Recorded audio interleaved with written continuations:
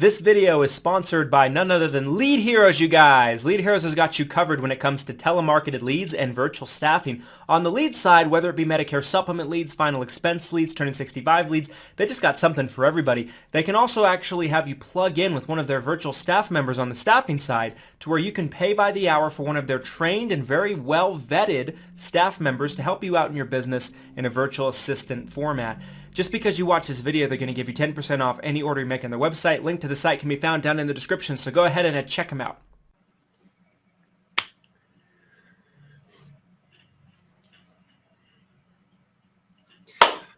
Ladies and gentlemen, we have quite the topic to discuss today. This was essentially an emergency live video.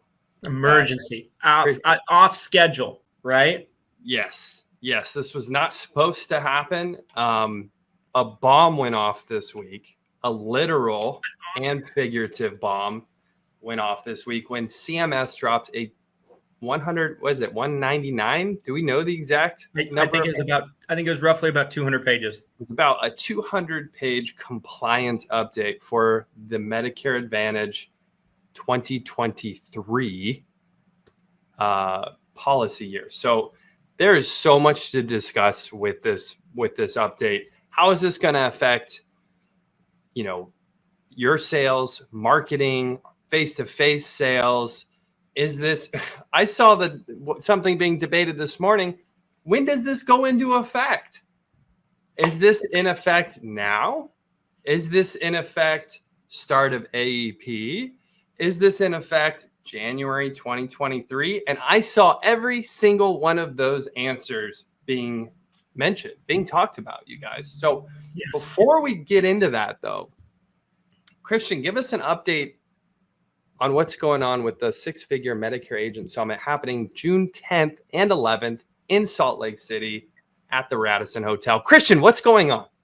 All right, guys. So we brought out another line of tickets. So we wanted to make sure that as many of you as possible are going to be able to be in attendance.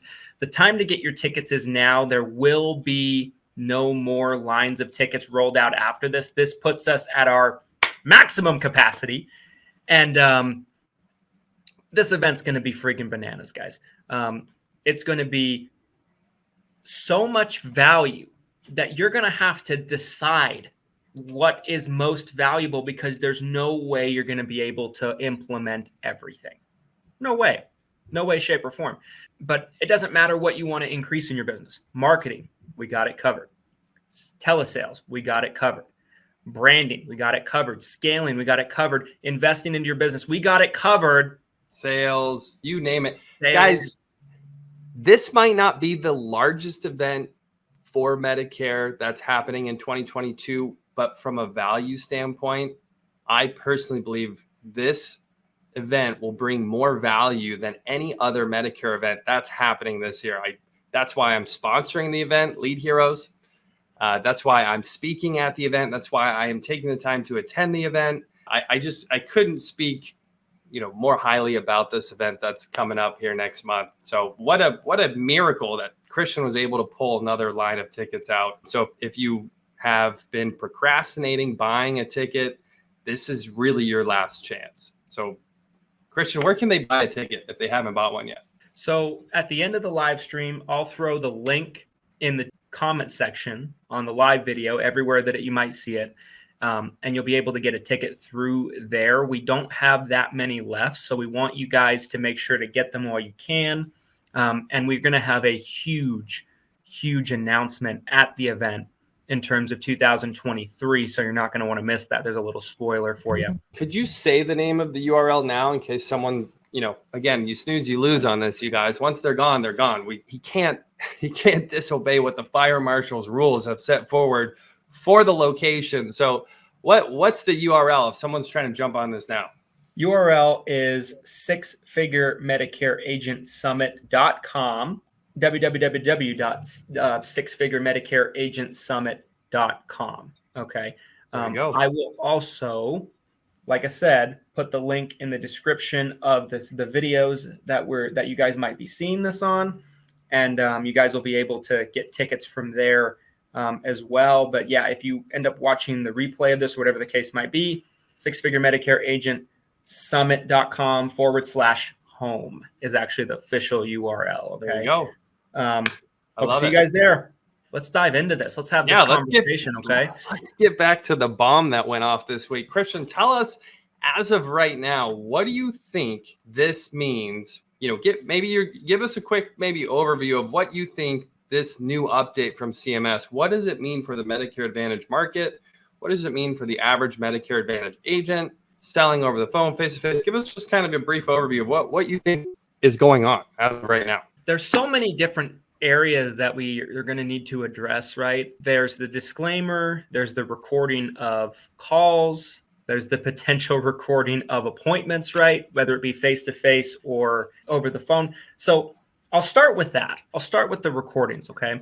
Lots of communication that we've seen this week from people that I would imagine would know, right? Maybe people that are, right, higher up on the food chain than myself even have been, stating publicly that this includes face-to-face sales, which I imagine you're coming in with a tape recorder, some recording on your phone, something like that. But if you actually look at the document, which I dug through that thing for hours, literally hours the last couple of days. Would you say you've actually read the majority of the document at this point?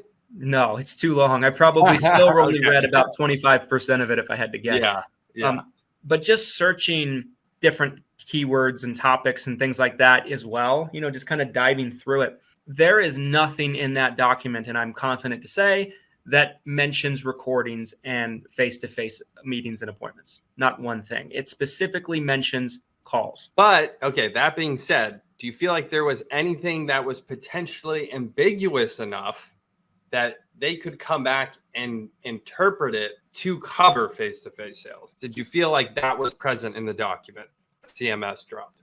I do not, because every time it mentions recordings, it specifically mentions calls. Phone.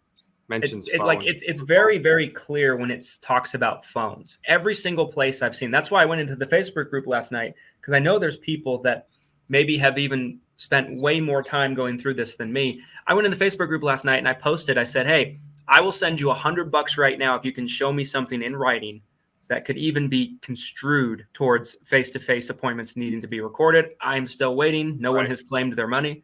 And nobody will. Bounty, you guys. We have a $100 bounty that's going on. I'll raise it to $200 by midnight. It just doubled. Guys, really fast. If you have an opinion, a question, a comment, maybe you have more information than we do, drop a comment on the video. Let us know. We're watching the comments live as this is going on. So we'd love to interact and see if we can figure this out, because this is ever evolving. This is something that, and honestly, I'll say firsthand, I have not read this document cover to cover. I have read a few pages. I've read, Ricardo says, let's do CMS. I guess that's a Nahu topic. I don't know, as an individual, I could CMS, but my interpretation is the same as really what Christian just said. Based on everything that I've read and I have seen, this doesn't appear to cover face-to-face. Now, I do agree with Christian, though, is I feel like there's going to be some ambiguity on certain topics or certain pages in this document from CMS, where I think it's going to come down to what is the legal interpretation. This feels just like when the ACA got passed by Congress, right? What was it? 1,000 pages, 10,000 pages? It was something insane, right? Nobody read it. Nobody in Congress who voted on it read it. They didn't. They couldn't. It wasn't possible. And beyond that, you have the legal interpretation of what's actually, okay, this is what it says verbatim. This is the actual quote from the document, but it could be interpreted legally a completely different way. So, right. Is it possible face-to-face sales has some huge regulations coming out? I think it's possible. Is it likely? I don't know. I don't know. I think anything is possible. I have a hard time believing that it's likely, though, right? Because like you said, every carrier is going to be going through this. Every FMO is going to be going through this and breaking down interpretation. one thing you guys might notice is like there might be a compliance rule that works completely different from one carrier to the next because they're both interpreting the rule differently, right? And it's just, that's where it really gets complex, is just different interpretations that you see through the actual carriers and what we actually see bleed down as a result. But man, I mean, everything that I read about the recordings, it just seemed so cut and dry because it specifically mentioned calls, right? So I just don't see a way that can get misconstrued into face to face, right? Right. No, I like I said, I don't necessarily disagree with that, but I think there is some wiggle room potentially there. Michelle had a comment. She's wondering, what about Zoom meetings, right? Where do you? That's a whole. I didn't even really consider that. It's like that's a face-to-face virtual meeting. So wouldn't a Zoom meeting technically be considered a video call? It would fall under a phone call because, you're getting that. It's easy to record, right? I think what's throwing a lot of agents off, because if you're selling over the phone, you're probably already recording all your calls. A lot of times carriers, and again, I can tell you as someone who manages a call center, who works with call centers, a lot of times these carriers, guys, if there's any type of compliance issue, they're going to ask for a phone call. So now, again, like Christian just mentioned a moment ago, it does come down to interpretation from carrier to carrier. Some carriers might say, hey, we want all the calls that fall under this category. Other carriers might say, hey, only if there's a complaint, I'm going to need that phone call. So maybe there's going to be some sort of like broad sweeping regulation there where it's like, even if you're selling over the phone, you have to submit every single phone call to the carrier. I don't know. Again, I think this is an evolving situation where we're going to have to kind of see. Yeah, I mean, I think it'll be interesting to see. I mean, and I'm probably going to dive through it even more over the weekend because I'm obsessed to see if there's, I would like to get to a point where I've read the whole thing. It's like reading the Bible, though. It doesn't happen overnight. But I think that could certainly be the case. I think the other thing that there's so many things in that document, but I think the other two things that people are really paying a lot of attention to is the marketing disclaimer, as well as, the disclaimer that you have to read to people at the time of appointment, right? Or on the phone call, like the disclaimer that states, I don't carry every plan in my market. If you want if you want details on more plans, call 1-800-Medicare, blah, blah, blah, blah, right? Which everybody, I don't think this is unfair to say. Anybody that's ever called 1-800-Medicare knows that they are beyond incompetent, right? Like I've had people tell clients of mine that have called Medicare over the years such egregious things that are just so wrong, right? About all kinds of different things. They're just people working in a call center somewhere, like any other call center, right? They have people coming through the door, revolving door, right? It's like they're making $13 an hour or whatever they're making, right? That's who they're talking to at Medicare. Like I think sometimes people get this impression that they're talking to the people that are sitting down and drafting these documents. Rules. They're not, right? And so I saw some people that really kind of had a fit about that disclaimer. I get it. I wouldn't want to direct my clients to Medicare either, to call 1-800-Medicare, because I think it's like, I don't know. I just think it just adds to the confusion. And of course, if Medicare tells your client something that's not true and you're telling them the real information and they're getting some piece of information from someone on the phone at 1-800-Medicare, they're more likely to believe the person at Medicare other than you. They really are. Right. It's a huge authority of that. Yeah, it gives them a ton of credibility to come from that authority standpoint. Like this is a legal disclaimer and I'm calling the government, and not to mention who knows what could happen at that point, right? Once you get them involved, maybe they're going to end up messing up, what type of coverage is actually best for the Medicare beneficiary. Another question I have about that is, if face-to-face sales isn't being affected, but that disclaimer has to happen, is that a signed document then? Is that almost part of the scope at that point? Or is this where the recording of face-to-face sales is going to have to start happening because they want to hear that the agent is literally saying this disclaimer? I don't know. I think the other piece of this is, and there's one other part that we didn't talk about yet, and that's the disclaimer on the marketing, right? Right. But I think the answer to that is fairly simple. I've talked to multiple people over the last 2 days about this that do a lot of marketing. They're like, well, the answer to that is simple. Don't market for Medicare Advantage, which we never have. We never exactly. have. Yeah. I don't think I've ever ran an ad, sent out a mailer that's specifically for Medicare Advantage. I'm just more broad Medicare as a whole. So yeah, there or you Med go. Sub, right? Right. I mean, at Lead Heroes, we do a ton of marketing specifically for Med Sub. Even if you're willing to write a lot of Medicare Advantage, again, avoiding a lot of those regulations. Historically, that's been a really great way of marketing. Another thing I think that might be worth talking about, and we got another question here from Michelle, or how are they going to enforce it? And this is something we've talked about at length on Taco Tuesday, you guys. For those of you who listen to the podcast, that's kind of been what's been the biggest joke so far, is they have all these rules and regulations. They have giant companies who we know are obviously violating these rules and regulations, and it's not being enforced at any level from really what I can see. And so what's going to change now? How is this? Select quote. Yeah, I wasn't going to say it. Here's another thing too. So no, that's a great question. Like, how are they actually going to regulate this? Because they've already really struggled to regulate it. So tightening up the rules, like, are they going to get a huge budget increase to have the Gestapo start enforcing all these rules? Again, this is the government overreach question, like question mark, what's going to happen here? If you were to, but here's another thing I wanted to bring up today, talking about this with you, Christian, is if you were to the top 10 biggest centers in the United States who sell Medicare Advantage, isn't that going to be a huge portion of the overall Medicare Advantage sales, right? Yeah. I mean, it's the 80-20 rule.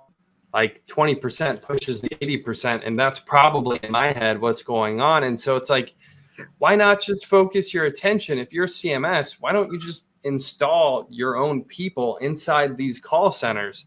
If you're so worried about regulation, if you want to make sure everything's happening correctly, and you want to avoid Medicare beneficiaries sending in complaints, getting the wrong coverage, getting misinformation, just regulate heavily these giant call centers, and you're going to regulate 80% of the market probably, right? I mean, so why would they do, it doesn't make sense. Why do a broad sweeping rule change when you could just target the 80% and really make a difference in what's going on, right? Yeah. I mean, my best guess is, and I think it's a great question, and I wonder the same thing. My best guess is, I think that, legitimately the people that are making these decisions and these determinations are so far removed from what is reality, right? In the marketplace, what's really going on in the industry. They're government officials, right? They're bureaucrats that they don't know what's going on. So they're like, we're getting complaints. This must be the little, instead of, I mean, anybody that's in our industry could see from 10 miles away or 100 miles away that a multitude of the complaints at a large scale are coming from a lot of these big companies that aren't following the rules, right? It's not your little John Smith agency on the corner, right? But they, instead of looking at the source of the problem, like you said, they're more looking at it like, we need to regulate everybody, right? And everyone's the problem.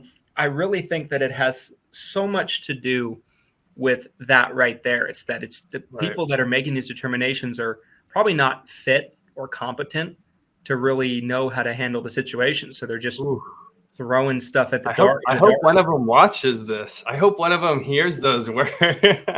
They're removed from the day to day. They'll never hear these words. It's true. No, I mean, I think you're absolutely right. I'm really curious to see. I thought I read that Nahu was literally getting into it with CMS today. I don't know if there's any truth to that, but I'm really curious to see what the interpretations are going to be. How long is it going to take to pan out? But to go back to one of my first questions, though, when do these rules go into effect based on your knowledge? So the document says January of 2023. It does say that in the document. Now, is that 2023 plan year? That's my interpretation. Yes. Right. So my interpretation is any plan that's being sold for the 2023 plan year will fall under these expectations and regulations, which includes basically AEP, right? So Right. you could say AEP because it's 2023 plan year, right? Effective dates going forward. So essentially October 1st. Yes. I mean, the document's not going to say October 1st, but right. I mean, that's when January 1 applications are first written for people turning 65 anyways, is October 1st. Right. Yeah, no, that totally makes sense. So yeah, I think another thing is like I know you just touched on it briefly, but the Nahu thing. Yeah. I've heard from a lot of people that, Nahu is making pushes, we need Nahu, this and that Nahu. I am hopeful that they're able to get something done. I know that there's certain things that Nahu has been able to, accomplish, right, to help us. Like I remember one thing that they got rid of was the scope of appointment rule. They got rid of the scope of appointment rule years ago that stated the scope of appointment needed to be signed 48 hours before the appointment. That's not a thing anymore. There's still agents that think it is, by the way.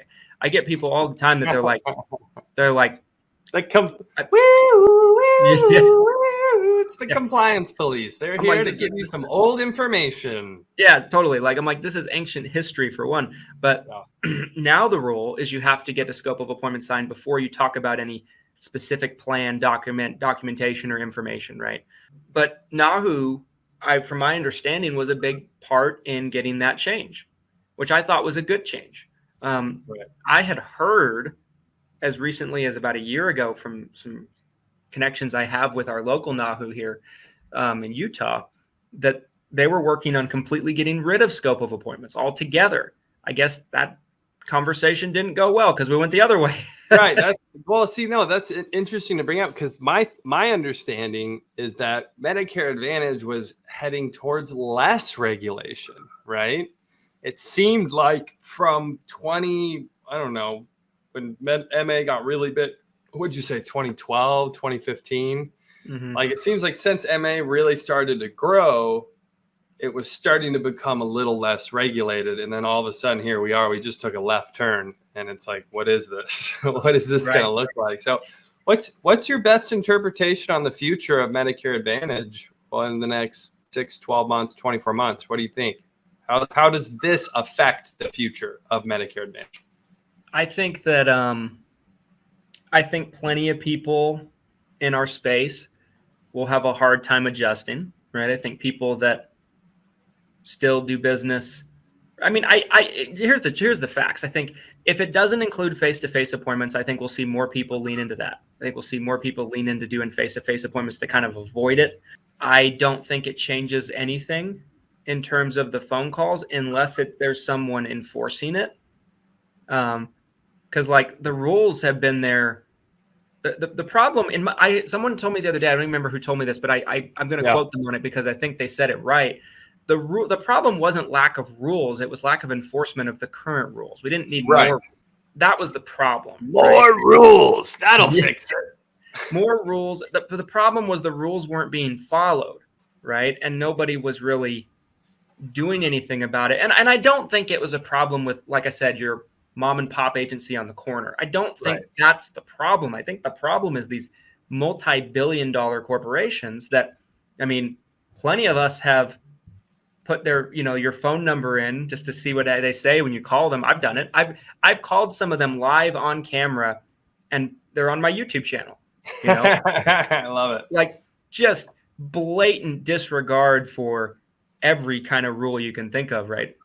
Right. It's documented, it's public, right? So like you said earlier, kind of taking it back to that place, that was really, so I think it has everything to do with the enforcement of the rules, how they plan to enforce it. I think we'll know a lot over the next 6 months, but I think it will hurt some. I don't think it will hurt others. I don't think it's nearly as big of a deal as I certainly first thought it was.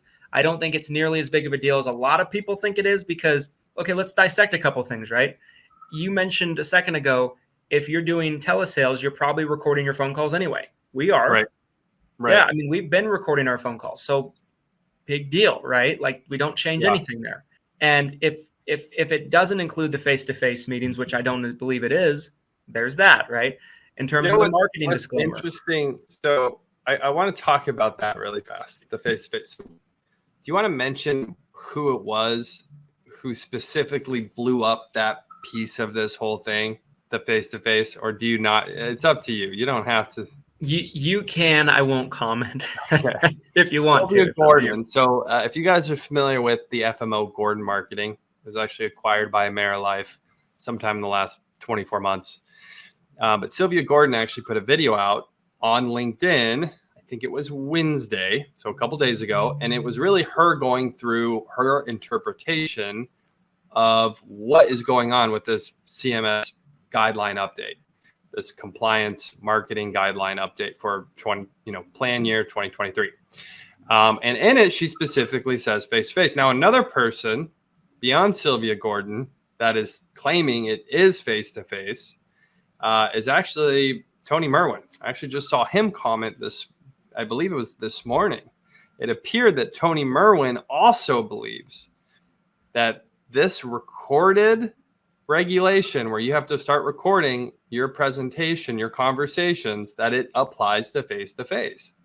So I'm kind of initially I'm leaning towards everything you're saying, where it's like, this is probably not as big as it sounds. This is probably really. And it depends. Yeah, right. It depends on which way it goes. But that face-to-face, I mean, the future of Medicare Advantage, I think you've already seen the comments, right? I'm not going to sell Medicare Advantage. I'm going to sell my book of business. I'm done with Medicare. Like, these agents do not want to deal with additional rules and regulations. There will be a net loss over the next 12 months of Medicare Advantage agents if they are literally tightening up the rules to the point where if you're sitting down with grandma, you've got a recorded conversation. Another hilarious comment I saw was, what if I'm selling to my mom or my grandma? Like, someone asked that, like, do I have to start recording every conversation with my mom now because she's technically a client? It's like, where are they going to draw the line? Where are they going to actually draw the line? So I'm dying to see, kind of like what you said. I'm watching anxiously because, again, I mean, it affects all of us, right? Certainly. I mean, I think that's obviously worst case scenario. I think that's where it goes from not a big deal to a big deal if it's face-to-face as well. Right. Like I said at the beginning, like I honestly would like, I'm not going to believe it until I see it in writing. At this point, I think it's just hearsay, right? Like, I heard it includes this, right? Like, well, show me. Really is hearsay. Show me. Yeah. Right. Because like the documents available to everybody, it's not in there, right? Like, it doesn't mention anything. If you go look through the entire document with the word record, document, anything that could be, in there under the terminology, it only mentions calls. So that's why I'm more believing what I'm seeing, right? Like, opposed to the hearsay. But like you said, there could be something in there to where they, word it in a way that is just so obscure. But I want to see it in writing. You know what I mean? Before I really worry about it too much, because I mean, think about how many things have come out over the last 3 years with, election periods. Like, that there was even during the COVID year, right? There was an SEP that came out for COVID, and a bunch of carriers announced that it was a thing like 3 weeks before it really was. And then they had to do a disclaimer. Oh, I remember that. Oh, the great retraction. Yeah, the great retraction, right? Yeah, then like 3 weeks later, they're like, okay, now you can use the SEP. Now it's official. Okay. And now it's real. Yeah. And so I feel like right now it's just people's interpretations, right? I think we will see a lot of information come out over the next 3-4 months. I think if it doesn't include face-to-face, I don't think it's a huge deal. Because, like, coming back to the marketing piece, why would you ever market for Medicare Advantage, for one? Right. Even as is, right? With the rules as is, why would you market for Medicare Advantage? Why wouldn't you just market Medicare in general, like from an educational standpoint? Market Medicare supplements, right? Like, final expense, cancer insurance, dental, vision, hearing, right? I mean, there's all of these other products that you can market. And of course, like, I mean, there was one agent that was saying, I've seen this from a lot of agents too. They're like, well, I do represent every plan in my market. Not Right. likely. Not likely. There's some carriers in probably every market that you can't contract with, that they're like captive, like Elixir drug plans, PDPs.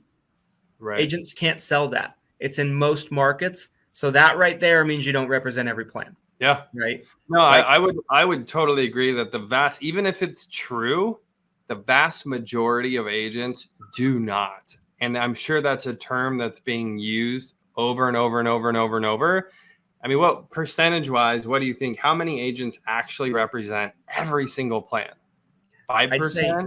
I'd say 1%. 1%? It's got to be the minority for sure. And I believe it's not because they don't try to. I think there's some contracts you can't get, right? You can't sell. Like, there's plenty of PDP companies that won't work with agents. Oh yeah, Kaiser Permanente is an example of one that won't work with agents. In California for sure, they do on some markets, but they just started working with agents in some markets, but there's plenty of markets that they still blackball. But any agent in California, right? Just because of Kaiser Permanente, it makes the disclaimer true. Yeah, right. Exactly. Yeah. So it's hard to fight that one. Right. So like I would be interested. Like maybe there's some super obscure market where there's like 3 carriers in the whole market, right? And like you really do have them all, but I don't think that's common. I think that's few and far between. Even if you have every contract you can possibly have as an independent, there's going to be some that just don't work with independents, right? They're captive only or something like that. Yeah. And so I don't look at that. I mean, it's annoying, right? It's another step. I get it. I don't think it's worth selling your business over or punting your career over, or especially when we don't know what this even exactly looks like or means, Right. It's funny, just really, Christian and I already talked about how many people we've reached out to about this. Like, hey, what are your thoughts? What's going on? I mean, I've talked to so many different people. I've talked to, the head of compliance at some major FMOs, IMOs. And really it's kind of a shoulder shrug from everybody. It's like, I don't know yet. Like everyone's kind of waiting to see. And, one individual specifically was like, I'm just waiting to see what the big call centers say.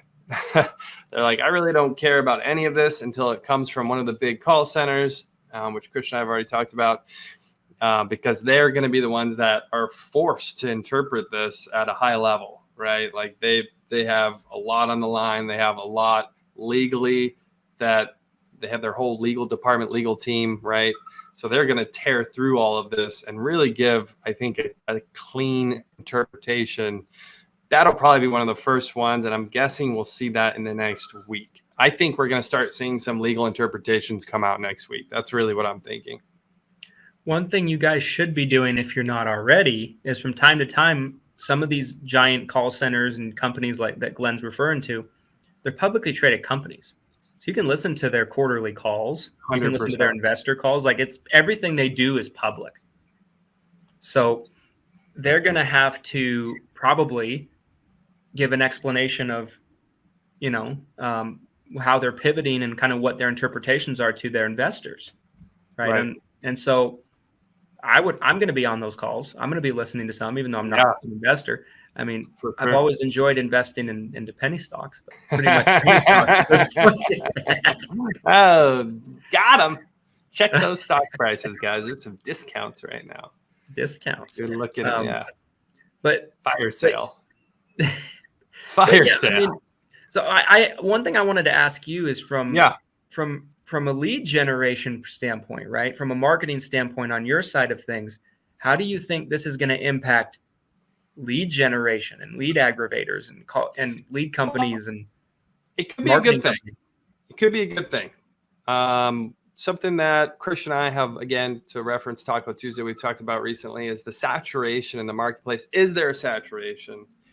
And with Medicare Advantage specifically, I think it adds a bunch of people marketing, especially around AEP, right? You'll see a drop in response rates. So maybe, especially the people who are marketing illegally, which I think everyone's on the same, we're all on the same team with that. CMS, Medicare beneficiaries, agents, brokers, everyone who's marketing illegally, we all want them out. Yes. There's no doubt about it, right? So if this produces that result, it could be a benefit for everybody, including marketers. We might get a better response than when robocalling is happening at an alarming rate that's blatantly illegal. They're saying things on the call that they should never say. You have 3 days to sign up for a plan, and it's October 15th. Yeah. We're going to get you $1,000 in give back right now. Just answer your phone. Like, just ridiculous. They'll say anything, you know? So I think I look at that. That's the potential upside here, you guys. I know we've been kind of focusing on all the potential negatives, but yeah, we'd all be happy if that went away. The bottom line for me is, even if the rules get cranked up to a level 10, where's the enforcement? How's that going to happen? Show me any type of track record of success with enforcing really any type of rule. The only thing I can thinking back as I asked that question out loud, is I've seen a lot of the Medicare kickbacks to like doctors and certain companies. I've seen them successfully enforce a lot of that, but it's still, I don't have a lot of faith in CMS regulating at a high level. That's kind of my bottom line with all of this. I don't know. What do you think? I think that I think I've said enough negative stuff about CMS on this. I don't want to shoot myself in the foot, but I hope that some good comes out of it. I do too. I'm holding out. Everything you said. Eternal optimist over here. Let's get the illegal marketing out of the industry. Yeah, because I think, the last 2, maybe 3 years, it's ramped up dramatically. And so that's certainly been something that we've all felt, right? Like, we've all felt it in some form or fashion. And it makes it really, really hard to market, right? Like, it doesn't mean you can't market, right? We market like crazy. But for a lot of agents that maybe just might be coming into the business and they're just trying to make it, I think there's so much noise and it's so hard for people to decipher what's real and what's not real. And so I certainly think there can be some positives out of this, right? And I honestly feel like you should be recording your phone calls anyway, right? It's protection for you. I don't think that's that big of a deal. I think it's a big deal if it's face-to-face appointments, though. I would agree. That's a nightmare in situation. I don't see it in writing anywhere, which encourages me. Yeah. And I will, to get back to your question you asked a moment ago, at Lead Heroes, if you go to our website, we don't market for Medicare Advantage, right? Like that's not an option. You can't pick Medicare Advantage leads. And so, how is this going to affect me? Well, again, it could be a positive in the sense that there's been this huge shift. And this was something else I wanted to mention on the live today with you. There's been this huge shift over the past 5 years, 3 years, where all of these people that I've worked with at Lead Heroes who were selling final expense, who were selling MedSup, who were selling under 65 health, all of these people have migrated into Medicare Advantage. So I personally, as a marketer, I would love to see more marketing done for final expense, for, term life insurance, for MedSup, and diversify yourself, you guys. This is not a bad thing. It's not a bad thing to have a few different potential policies that you can offer people in case something wild were to change. So yeah, again, I think there could be a lot of potential good that comes out of this. I'd love to see more MedSups. And another thing about the MedSup conversation, that this is something I've been sitting on, you guys, because I get pissed off every time everyone's like, oh, it's Medicare Advantage only. Aha, MedSup sucks. I think it was a link shared by Glen in the last week. I would really like to grab the link, but it was talking about how the amount of Medicare supplement premium has gone up by like 20%, 25%. So you can say all you want about MedSup going away or no one wants MedSup anymore. MedSup is exploding. Medicare supplement sales are exploding right now. Whether you're a part of that or not is entirely up to you. But this narrative that's going on in the community that Medicare Advantage is taking over and there really is no room for MedSup in the future, that's total bullshit. So I do want to make sure that's clear. And if you do your own research if you don't believe me, because I'm telling you, it's huge, absolutely huge. I agree. Very well put. MedSup, baby. Is there ever been a better time to sell MedSup? Never been a better time. MedSup. Give me some Plan G, man. Give me some Plan N. I'm ready. I'm ready, guys. You want a high deductible N, high deductible G? Let's go. Let's go. I'm so ready. It sounds so good right now. It sounds like dessert before dinner. You know what I'm saying? We were 75%, give or take, Medicare Advantage the last 5 years. Yeah. I think it's time to flip that. You know what I'm saying? Like, let's change the business model up a little bit. I want like the last 3 minutes of what we just recorded. I would love to just share that in every Facebook group, LinkedIn group, like this whole narrative. It just pisses me off so much. And guys, I'm talking about people that I've worked with for years and years and years and years who used to talk so much crap about Medicare Advantage. They would never offer and now all of a sudden they're not even offering SUP anymore. Now they've completely 180'd into Medicare Advantage. And I'm like, wow, this is a guy that literally built his career on tearing down Medicare Advantage. And now all he does is Medicare Advantage. And I'm like, man, MedSup. That's what would Grant Cardone say? What would Grant Cardone say right now? I mean, I feel like he'd say, just chase MedSup, sell the SUP. Yeah, that's what I think that's what Grant Cardone would say. Grant, let's get him on. Grant? Who can hook me up? I know that there are probably about 25 people in the Facebook group right now that could get me on the phone with him. Right. So let's make it happen, guys. I think I think that's exactly what he would say, right? Like, follow the money, bro. That's what he would say. Follow the money, bro. MedSup is a great product. It always has been a great product. And the growth is certainly there. Talk to this specifically, okay? When everyone seems to be going one direction, is it not one of your first thoughts to be like, maybe I shouldn't be doing what everybody else is doing? Maybe I need to market myself a little differently. Maybe I need to chase a little different clientele to avoid the really crowded area. Is that not like one of your first thoughts? Totally. Like that, as we're talking right now, I've had probably 10 different thoughts go through my head of how we can start doing a different type of marketing to maybe target people that have MedSup, right? And specifically, because what we've done in the past is we just target Medicare, right? And we whoever comes through the funnel, right? But I think targeting people for MedSup is probably going to be a great way to do business for the next 12 to 24, maybe even 36 months, right? Who knows how long? And then who knows? Maybe this goes into effect next year, and then a year from now they tighten the screws even more. You don't know. It could just be the first drip in a waterfall, right? Totally that's going to come down. You don't know. I'm not trying to scare you guys. Someone said what I'm doing right now. Someone said that before too. They're like, Christian, you're scaring me. Christian, I'm so scared.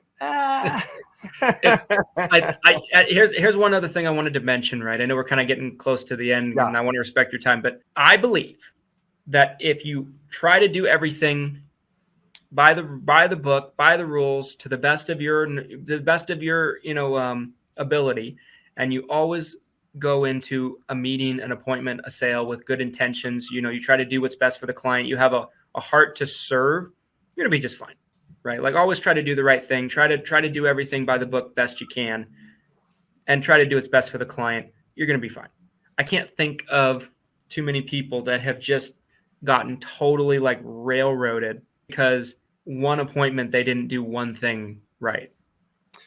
I couldn't agree with that more. And that's really my bottom line when it comes to compliance too, is like, if your focus is on doing what's best for the Medicare beneficiary, even if you did something out of order, there's a new compliance rule that you didn't understand, you did it the wrong way, you did it the old way, as long as you're focused on doing what's best for that Medicare beneficiary client, there's not like this pattern of abuse with your sales process or your marketing process, then you're going to be just fine.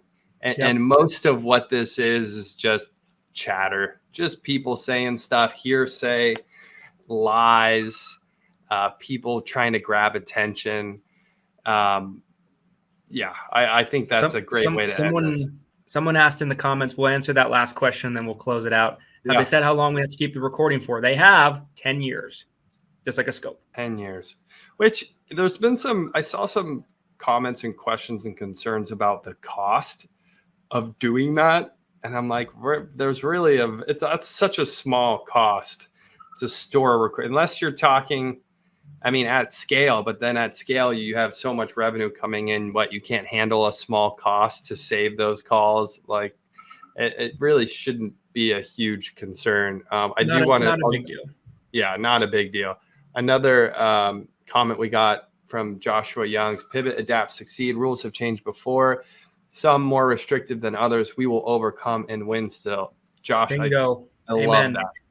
Totally love that. Shout out to you, Josh, over at Medicare Peace of Mind. We need to get that. We need to get that dude on Taco Tuesday. That's what I think. We do. Did you see his setup, by the way, for his interviews? I thought that was pretty slick. I love it. I love it. It looks great. Yeah. He's coming for my neck. He's content king. He's coming right for the neck. Right here. And he has more hair than I think both of us. So we might be in trouble. Yeah. If my views and engagement drop down to 0, I know whose house I'm sending a bomb to. No, I'm just kidding. Just kidding. Kidding. Demonized immediately. Just kidding. But no, we need to get Josh on Taco Tuesday. So Josh, inbox one of us. Let's make this happen because we'd love to have you. I agree, guys. If you watch this live, we appreciate you. If you're on Team Replay, let us know. Tell us if you're watching the replay, you made it to the end of this video. Come see us. Come see Christian and I. We're going to be at the 6-figure Medicare Agent Summit next month, Salt Lake City. There will be a welcome party June 9th, live Taco Tuesday, June 9th. Then the event starts June 10th. Last day is the 11th. So it's going to be great. Christian and I could not be more excited. Final thoughts. I feel like we kind of already went through that. Again, I don't want anyone to overreact, make any rash decisions. We're going to update you once we know more. I guess that's really my final thought is this is still new. It's still evolving. We don't know exactly how this is going to affect the day-to-day Medicare Advantage agent, Medicare Advantage call center, and we'll keep you updated. Christian, any other final thoughts? Beautifully said. I would say don't worry, guys. Don't lose sleep. Everything's going to be just fine. If you need to make an adjustment to your process, make the adjustment and keep trucking forward. Boom. All right, guys. We will see you next time, and we'll bring you more information as we can. Peace out, Team Replay.